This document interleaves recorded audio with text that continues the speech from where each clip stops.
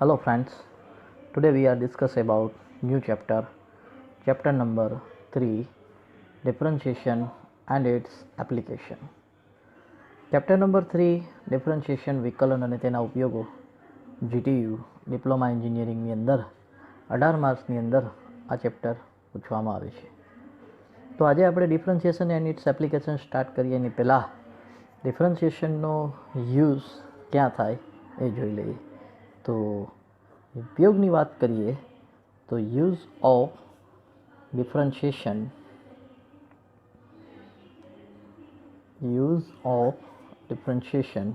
Four finding velocity and acceleration. આ બે ટર્મની તમને બધાને ખ્યાલ જ હશે. વેલોસિટી એટલે કે વેગ, એક્સેલરેશન એટલે કે પ્રવેગ. તો વેગ પ્રવેગના દાખલાઓ ગણવા માટે ડિફરન્શિએશન એટલે કે વિકલનનો ઉપયોગ થાય છે. તો વિકલનની શરૂઆત કરીએ એની પહેલાં બેઝિક વિકલનની વાત કરીએ તો વિકલનની અંદર y બરાબર એફ ઓફ એક્સના સંદર્ભમાં તમને વેલ્યુ આપેલી હોય છે. y બરાબર એફ ઓફ એક્સના સંદર્ભમાં તમને વેલ્યુ આપવામાં આવેલી હોય છે. હવે આપણે આ yનું ડિફરન્શિએશન એટલે કે વિકલન કરીએ તો આ yને આપણે કહીશું dy બાય dx. તમને બધાને થશે કે આ dy બાય dx શું છે? dy બાય dxનો મિનિંગ છે differentiation of y with respect to x. differentiation of y with respect to x એટલે કે yનું વિકલન xને સાપેક્ષ આપણે કરવાનું છે. dy બાય dxનો મિનિંગ થાય છે differentiation of y with respect to x. yનું વિકલન xને સાપેક્ષ આપણે કરવાનું છે. તો y બરાબર એફ ઓફ એક્સ આપણને આપ્યું હોય એનું ડિફરન્શિએશન કરીએ જેને આપણે dy બાય dx કહીએ છીએ અને આપણે એને y ડેશ પણ કહી શકીએ, એફ ડેશ એક્સથી પણ ડેનોટ કરી શકીએ, y1થી પણ ડેનોટ કરી શકીએ.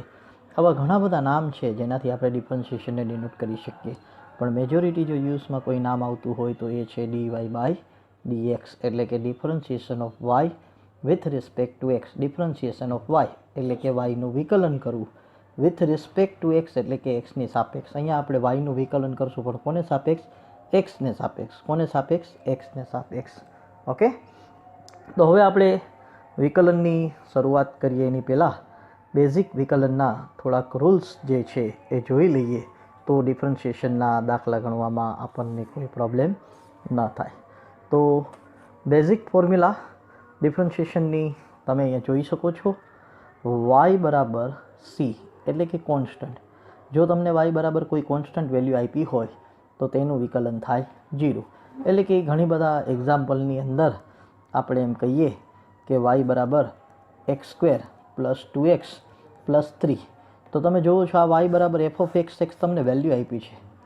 y બરાબર એફ ઓફ એક્સ તમને એક વેલ્યુ આપી છે જેમાં તમે જુઓ છો આ એક્સ સ્ક્વેર, આ 2x અને આ 3. તો આ 3 જે ટર્મ છે જેને આપણે શું કહીએ છીએ? કોન્સ્ટન્ટ કહીએ છીએ. શું કહીએ છીએ આપણે આને? કોન્સ્ટન્ટ. તો કોઈ કોન્સ્ટન્ટ ટર્મ હોય તો એનું વિકલન શું થશે? 0. એના પછી બીજું y બરાબર એક્સ રેસ ટુ n એટલે કે એક્સની ઉપર કોઈ પાવર હોય એટલે કે કોઈ ઘાત હોય તો એનું વિકલન કરવું હોય તો એ ઘાત આગળ આવી જાય અને તેમાંથી એક ઘાત માઇનસ થઈ જાય. એટલે કે જો y બરાબર એક્સની 3 પાવર, સપોઝ કે એક્ઝામ્પલમાં y બરાબર એક્સની 3 પાવર હોય, આનું આપણે ડિફરન્શિએશન કરવું હોય તો dy by dx is equal to એક્સની 3 પાવરમાં 3 આગળ આવી જાય અને એક્સની શું થઈ જશે? 2 પાવર થઈ જશે. એટલે કે અહીંયા થશે 3x સ્ક્વેર. જો અહીંયા y બરાબર એક્સની 100 પાવર હોય તો dy by dx is equal ટુમાં 100 આગળ આવી જશે અને એક્સની 99 પાવર થઈ જશે. તો ડિફરન્શિએશનમાં પહેલું આપણે જોયું ઇક્વેશનમાં કોન્સ્ટન્ટ ટર્મ જેનું ડિફરન્શિએશન 0. y બરાબર એક્સની n પાવર હોય તો એને આગળ આવી જાય, x raise to n minus 1 થાય. એના પછી જો કોઈ લોગવાળી ટર્મ હોય, લોગ એક્સ હોય તો એનું ડિફરન્શિએશન 1/x થાય. લોગ એક્સના ડિફરન્શિએશનમાં ધ્યાન રાખવું તેનો બેઝ જે છે એ હોવો જોઈએ તો જ એનું ડિફરન્શિએશન 1/x થશે, બાકીનું ડિફરન્શિએશન 1/x નહીં થાય. એના પછી e રેસ ટુ એક્સ તમને બધાને ખ્યાલ જ હશે, એક્સપોન્શિયલ ફંક્શન y બરાબર e રેસ ટુ એક્સ આપણને આપેલ હોય તો એનું differentiation e raise to x થશે. એના પછી y બરાબર a રેસ ટુ એક્સ જેમાં a raise to x into log a two the base. આ 5 નંબરનું ઇક્વેશન ખાસ ધ્યાન આપજો. શું કહેવા માગે છે કે જો કોઈ એક્ઝામ્પલમાં આપણે જોયું હમણાં કે એક્સની સપોઝ કે 5 પાવર હોય તો dy/dxમાં આ 5 આગળ આવી જાય ને એક્સની કેટલી ઘાત થાય? 4 ઘાત થાય. પણ જો એક્સની ઉપર કોઈ પાવર હશે તે પાવરને આપણે આગળ લઈ લેશું અને એમાંથી 1 માઇનસ કરશું. પણ જ્યારે કોઈ નંબરની ઉપર પાવર હોય એટલે સપોઝ કે અહીંયા જો 5ની ઉપર x હોય તો આપણે આ 5 નંબરનું ઇક્વેશન જે છે એપ્લાય કરવું પડશે. એટલે કે a⁴x તો આનું dy/dx જે છે 5⁴નું 5⁴x into log 5 to the base e થશે. log 5 to the base e થશે. તો તમે અહીંયા જોઈ શકો છો કે 5⁴નું differentiation 5⁴x into log 5 to the base e થાય. એ જ રીતે તમે 10⁻x નું differentiation 10⁻x into log 10 to the base e કરી શકો છો. એના પછી જે ડિફરન્શિએશન છે ટ્રિગોનોમેટ્રી ફંક્શન 6 to 11 જે અહીંયા મેં લખેલ છે એ ટ્રિગોનોમેટ્રી ડિફરન્શિએશન કહી શકીએ. તો આ ઇક્વેશનની અંદર ખાસ ધ્યાન રાખજો, જેમાં ઘણા બધા વિદ્યાર્થીઓને પ્રોબ્લેમ થતો હોય. આપણા basically 6 trigonometry function 6 sin x, cos x, tan x, sec x, cot x અને cosec x.